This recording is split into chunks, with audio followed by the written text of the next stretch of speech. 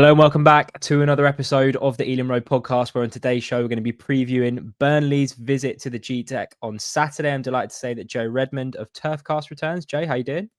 Yeah, good mate. How are you? It's good to be back on the channel, which obviously means we're back in the Premier League. Exactly that. No, I'm good. Just before we get going, remember to drop a comment down below, subscribe to the YouTube and Spotify channels, follow us on the socials at the Ealing Road on Twitter, at Ealing Road Pod on Instagram. And if you haven't already checked out the Brighton full-time show, that episode is also live across platforms, so do go and watch that before tucking into this preview. Joe, fairly standard question to start off with, mate. Summary of the season so far. Yeah, I love that because that's the first question that I'll be asking you when we do the return show. Yeah, I mean, I think we are where we expected to be at the minute, and where most people probably expected us to be. If anything, I'd probably say we're slightly ahead where everybody expected us to be, because we've played 4 teams in and around us: Leeds, Sunderland, Forest, and West Ham. No, sorry, 5. I forgot about Wolves. So 5 teams in and around us. We've won 3 of them, drawn at home to Forest. And even at the start of the season, we didn't earmark that game as a team in and around us. They just got off to a slow start. They probably will pull away now. And lost to West Ham. So the only game that you probably look at, I'm like, that's a bad result. That is the West Ham game. Beat Sunderland at home, which is a great result when you look at how well Sunderland have done. Beat Leeds at home and beat Wolves away. And obviously drew to Forest. That puts it on 10 points just in the relegation zone. And the other 6 games that we played have all been the big 6 and Villa. So we played United away, City away, and someone else away now, Tottenham away, and Arsenal, Chelsea, and Liverpool are all at home. And we've lost all 6 of them, which isn't great, but it's probably what you expect. We have a run of games now where teams that aren't in and around us, but teams that potentially could be dragged into it or will be mid-table teams, like yourselves, like Fulham, like Palace. Probably include Newcastle in that as well. I mean, again, they'll pull away, but them sort of teams. So we have a run of them sort of fixtures. So if we're still in and around or in the relegation zone or cut off in the relegation zone by mid-January, then that'll be the part where I'm like, yeah, we're definitely done. But yeah, I think we're probably where we expect it to be at the minute, maybe even slightly ahead, like I said. You mentioned the run of games you got coming up. So you got Brentford on Saturday, Palace at home, Newcastle away, Fulham at home, Bournemouth away, Everton at home. That, I mean, on paper, it's a relatively favourable run of fixtures. And then I looked a little bit beyond that. Then it gets a little bit tough. Start to play some of the big boys again.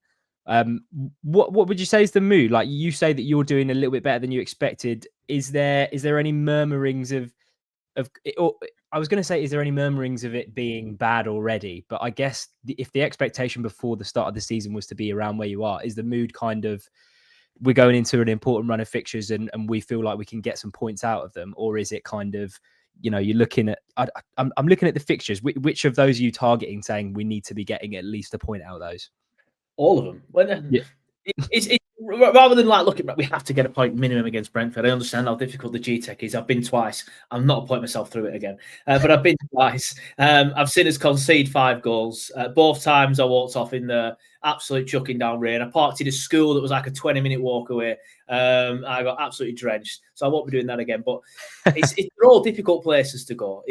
But it's one of them. Rather than looking at each individual fixtures, we're thinking, right, probably maybe 6-7 points out of it. I can't believe I've just done the 6-7 meme unintentionally. It's good job my little boy's not in the room, isn't it? Else he would have shouted it at me. But it's them run of games. I'm probably thinking we're gonna need to be picking up 6 or 7 points out of them all, minimum. And then you're probably looking at the fact that we will be slightly pulling away a little bit at that point. Then maybe, obviously, depends on other results as well. So hopefully some more as well. But yeah, it's you say a relatively favourable run of fixtures. It's the teams that are above us. Every single one of them teams is above us, but are sort of like not world beaters. So a team like yourself done very well so far. Deserve to be where you be in the league. And I'll be honest, I'm quite surprised at where you are in the league and the amount of quality and managerial. Obviously, to losing Thomas Frank that you lost in the summer. But the teams that are like, right, if we catch him on a bad day, like in the what season was it? A couple of seasons ago, did we beat you 4-0 at the Turf, 3-0 at the Turf? And you actually had a decent season that season. Yeah. Managed to catch you on an off day, and we were good. And it's just one of them. Like, we could probably do that again to you, maybe if you have an off day, or we could do that to Fulham, potentially even Palace if they've got a European fixture. Either side, I've not checked whether they do or not. But yeah, the games, the games that are better than the games that we've been playing, because like I said, we've played a lot, well, all of the big boys. So there's no big boys now till mid-January. So hopefully we can kick on it in this run of fixtures. And in terms of Scott Parker's approach this season, obviously it will change dependent on the fixture. But I think in light of the game that we're playing on Saturday, we've kind of spoken about it on our podcast. I think this is going to be a different kind of test for Keith Andrews, depending on what you say to this question in terms of Scott Parker's approach. What has it been in terms of him going to a place like Brentford? What will the approach be on Saturday? What can Brentford fans expect? I think he'll be a little bit more adventurous, but Scott Parker being more adventurous isn't the same as anybody else being adventurous. We've gone to some grounds and even at home to some teams and played a 5 at the back and shoved a defensive midfielder in at centre back, and it just hasn't worked. And there was a bit of backlash on that, and a lot of fans were like, just go back to the back four, because when we played Leeds and Sunderland and Wolves, it were a back four, and even West Ham, and then we're a bit more adventurous. We get forward a bit better, we do better going forward. So I think it'll go to that. It is a little bit pragmatic in certain areas. It will still be more defence first and then maybe counter-attack, rather than a disgusting low block like Sean Dyche might have done back in the day. It is more sit back and then counter, try and get forward. Like we did it against Chelsea, to be fair. Like, we didn't play 5 at the back against Chelsea, so I do think he's going to start dropping that now. But yeah, I do feel like it'll be probably a similar team and set up to the Chelsea game, where it is defence first and then try and counter. The problem is, like, we have done relatively well in terms of going forward this season compared to what we did last season, for example. We have actually done all right going forward, but we get into positions so many times, and just because we don't have enough quality or a brilliant out-and-out striker or some very, very creative wingers or a 10, we'll make bad decisions and we'll come back inside and we'll lose it. We did that quite a lot against Chelsea, so I'm hoping that we do the same thing, don't revert back to the back 5, and then hopefully make some correct decisions against you boys. And in terms of the games where you mentioned the Sunderland game, I think with hindsight, that's one that really stands out considering how well they've done, particularly that second half. Yeah. What has impressed you about Burnley and Scott Parker in those games where you've played well, picked up points, and the performance was good as well? We've just been clinical, and that's the problem in a sense as well, because in the games where we're not clinical, like, we just look poor. Like, we didn't have many chances against Sunderland from the top of my head. I might be wrong. If anything, same with Leeds as well. Sunderland missed a massive chance after like 3 minutes. I can't remember who it was. It might have been my ender. I can't remember exactly what, but they missed a huge chance, really big chance. And then we just kind of like dug in and then went for it, and then we didn't create too much, but the chances we did get, I think Cullen scored a goal from outside the area, if I remember rightly off the top of my head. But we've just been clinical and things like that, and it was the same in the away game at United as well. Like a ball in towards Foster, he just prods it in, similar to Leeds. Like the Leeds game, for example, Kyle Walker with an absolute peach of a ball from the right hand side into Big Les's head. Bullet header, 1-0, and then later on, Loom Chowner is scoring from outside the box, an absolute screamer. So again, 2 great finishes with probably quite low XG, especially the Tuna one. But we've just been clinical and things like that. But we need to start creating a little bit more. We really, really do. Those players that can help you create more, who's stood out for you so far this season, Joe? Who should Brentford fans be looking out for on Saturday? In terms of, I know I've just said we've actually not done that bad going forward, but in terms of chance creation and like thinking, oh, he could get our fullbacks, he could really turn X player inside out.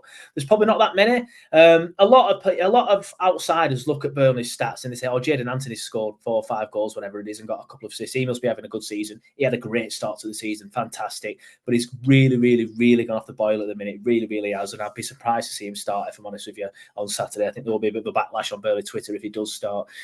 Who else could there be, really? Like Jakob Brun-Larsen hasn't really done that well. He's frustrated me.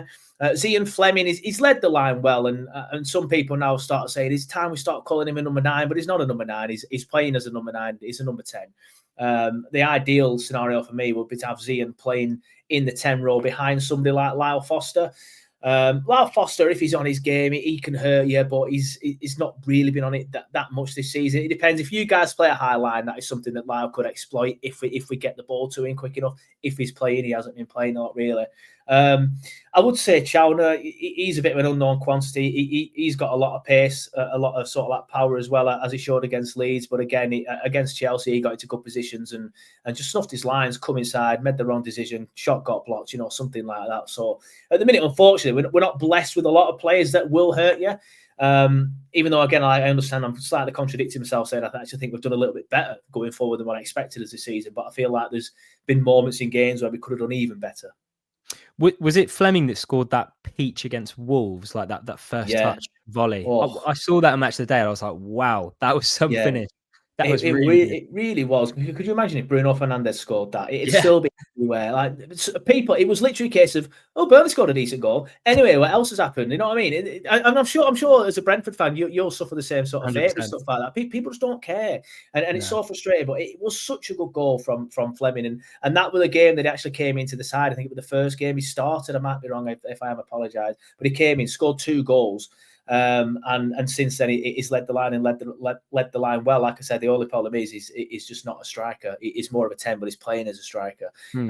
So it can just naturally drop deep, and then the game sort of like bypasses him like he did against Chelsea. But yeah, real finish that one against Wolves. An absolute sickener for Wolves. That honestly, I remember watching it, just being like, wow, that must have been shit. But very, very wishy-washy question before we kind of get onto the Brentford game on Saturday. What is success for Burnley? I've heard you talk about this today already, but what is success for Burnley this season, Joe? This season, it's just 17th. Just finish 17th, stay up, build from there. Like, look at yourselves, like a smaller club in the Premier League. You've established yourselves in there now. Everyone, I'm going to say nobody predicts Brentford to go down when they do the pre-season predictions, except this season because of how much went on, to be fair. So again, instantly contradicting myself. But the season before, it was like, yeah, Brentford will be fine. And it's probably what it will be next season against. Yeah, Keith Andrews came in, did really well. Thiago's done really, really well. Damsgaard's fantastic, great players. And that's what it'll be again next season. We need to be, and Burnley have been that side before. Let's not forget. We were an established Premier League club for what, 7 years? We're in the Premier League. We finished 7th. We finished in the top 10 twice. So we need to get back to that. It's obviously long term, and we've got to do baby steps. And it's such a difficult league these days. It's a lot more difficult than what it was even 5, 6, 7 years ago. But yeah, success for us this season is literally finish 17th. And if we absolutely bore our way to 17th and every single game between now and the end of the season is 0-0, I will not care one jot. I'm not here to be entertained when I'm watching Burnley. When I stick Super Sunday on a Sunday at 4 p.m, entertain me. Watching Burnley, stay up, get the win, not bothered how we do it. So success for us this season is definitely 17th. And this slightly off tangent, I'm not going to in the running order, but if it was 17th, I know you've got an ambitious owner in JJ Watt. What would be the sentiment towards Scott Parker if it was 17th? Do you think Burnley fans would be happy with him taking the reins for another season and trying to really establish? Or what is the mood around Scott Parker? To be that's my question.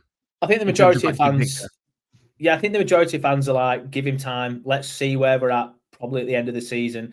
There's a few that have started whinging already, but every fan base has got the vocal minority is the best way of saying it. There's a few that have started saying, give him 3, 4, maybe 5 games, and if we're still in the relegation zone, stick or twist, it's time to twist.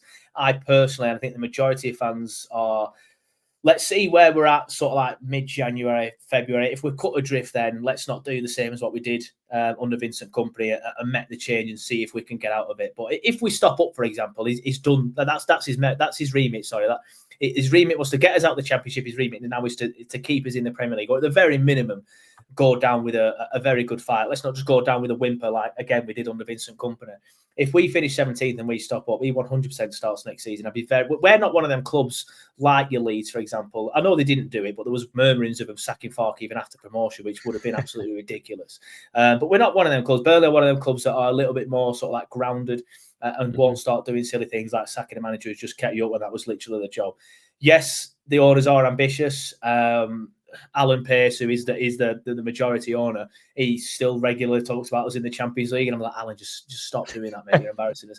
But they are ambitious, but I don't think they're idiots either. I don't think we stay up and they're like, right, cheers for everything, Scott, off you pop. I think it will be a case of, right, yeah, you've done that. Now you can try and grow with Burnley, sort of thing. We've already mentioned it, or you've already mentioned it. What have you made of Brentford so season? It's something I've asked all the guests I've had on because there was a lot of noise around us going into the season. What have you made of us so far? Frustrating. Very frustrating. No, it's one of them. At the start of the season, I'm like, right, what if there are three teams worse than Burnley, like who are they? Well, Brentford have lost this player, that player, lost a manager. Maybe Brentford are going to be quite poor this year. Turns out you're not. That's why it's frustrating. So at the start of the season, I can understand why people were looking at you and thinking maybe they're going to go down. And I think you can as well when you look at everything that happened in the summer. So yeah, obviously Keith Andrews, don't want to give him too much credit because he did obviously used to play for Blackburn Rovers, but he's come in and done quite well. Frustratingly, again, I feel like you've kind of sort of like regressed in terms of your style of play a little bit. But again, I'm not sure you really care. Like if Burnley were chucking long balls into the box and going full Stoke City or whatever, I would not care as long as we're winning games. Same as under Sean Dyche. I did not care that we did these disgusting low blocks and then Jurgen Klopp had come out and whinge in the press after it. It was absolutely fantastic. I loved every single minute of it. I'm sure you guys are as well. So yeah, I think you could be proud of what you've done so far this season. I think you've started the season very, very well. Much to my sort of like mild annoyance, but it's one of them. Like the first 5-6 games, I was like, well, that's annoying, isn't it? Whereas now I'm like, fair enough. Brentford have got enough. I don't even look at your results anymore, to be honest with you. Same with Sunderland. I don't even look at the Wolves results though for the other reason because they're already gone. So yeah, I think you've done very well. The thing is, though, I'm still looking at the results because it is very, very tight. Bar Wolves, I think there are a lot of teams, and I think even a couple of injuries to us in key areas, and our away form needs to be sorted out. But I am still kind of looking at who's getting points and who's not getting points. When you beat Sunderland after I think we'd lost against Forest on the opening day, I don't know what game of the season that was, maybe the second or the third. I think it was the second. I might be wrong.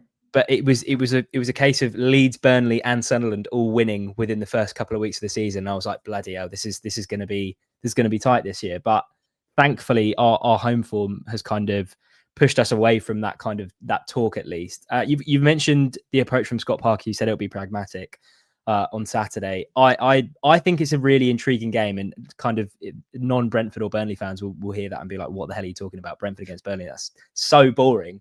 But I think it's a different kind of test for Keith Andrews compared to what we've played so far this season, at least at home. When you look at the teams we've played already, really, really good teams, but teams that we're the ones sitting back and we're the ones kind of playing on the counter. So I do feel like it's going to be a game where the possession's a little bit more even. Maybe Brentford will have a little bit more of the ball. We'll see. Joe, how are you feeling ahead of Saturday? I'll be honest, it's one of them where I am a little bit apprehensive about it. Like I said, I've been to the Gtech twice. I've not got any good memories whatsoever. Little anecdote, it was my son's first ever Premier League away day. Not his first away day. His first away day was in the quarter-final of the FA Cup the season before, where under Vincent Kompany. Played Man City. Man City got beat 6-0. So that was his first ever away game. First ever Premier League away game was all the way down at the Gtech. 3.5, 4 hours in car, parking in, is it Kew Gardens, that area around there? Yeah. That's sort of like, that's a school around there and stuff like that. Walking to the ground, it was sunny walking to the ground. He's loving it. I've got him on my shoulders. He's singing Burnley songs about. I can get away with it because I've got a 6-year-old on my shoulder, 5-year-old he was at the time, on my shoulder. I can get away with it on way back. Honestly, we were awful. We got spanked. I put a picture up of him at the Gtech with a big thumbs up. Sort of like, and I put on it, little boy's first ever away day, first ever Premier League away day, can't wait. The comments when I got back to the car were like, you need to call social services. That's the can't believe you're putting through that. And we were drenched. We were absolutely drenched walking back. And he said to me actually earlier, is that who we're playing at weekend, Daddy? Like, it's Brentford. Is that, oh God, is that place where we got drenched? I'm like, yeah, that's it, mate. Is that, are we going? Is that, no, we're not going. I'm not doing it again. So I am a little bit apprehensive because I don't have any good memories of the Gtech. I don't think anyone from Burnley will. And you start the season quite well and you're beating some very good teams and been quite convincing. And one thing that we haven't been great with, which is not something I'd say this after last season, is balls into the box. And one thing you've been great with is balls into the box. So if you're a betting man or woman listening to this, then feel free to maybe a Brentford goal header, something like that, or Brentford to score from a set piece, something like that, long throwing corner, because we have struggled with that, if I'm honest. So yeah, apprehensive is probably the best word. You're not giving the most cheerful kind of preview of the game, Joe. Yeah, well, it's just me in a nutshell, mate. It's just me in a nutshell. I'll probably say 3-0 Burnley when you ask for predictions, but yeah. Go on, predictions.